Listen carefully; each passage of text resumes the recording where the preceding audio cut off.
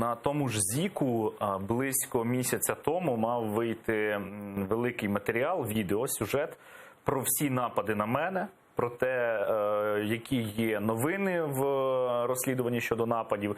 Там були навіть деякі, по-моєму, ексклюзивні деталі, але випускати це відео мали буквально через 3 дні після того, як з'ясувалося, що телеканал придбав Медведчук.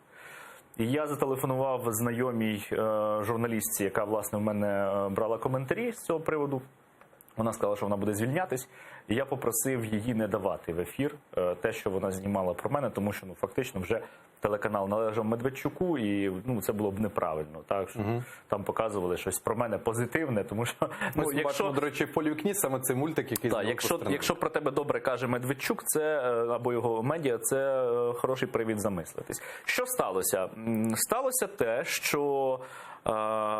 власне, ми бачили щойно приклади звичайних російських новин, які чомусь показуються по українських телеканалах і розганяються через сайти, які позиціонують себе нібито як українські медіа. По факту це російські медіа, які контролюються Російською Федерацією сьогодні. І от ця їх зміна риторики, вона обумовлена виключно тим, що змінився, по-перше, власник, а по-друге, мабуть, з тим, що я закликав вийти на протест проти телеканалу 112, і я був на акції протесту біля телеканалу News One, після всім відомого анонсу «Надо поговорить». І я, власне, анонсував протест.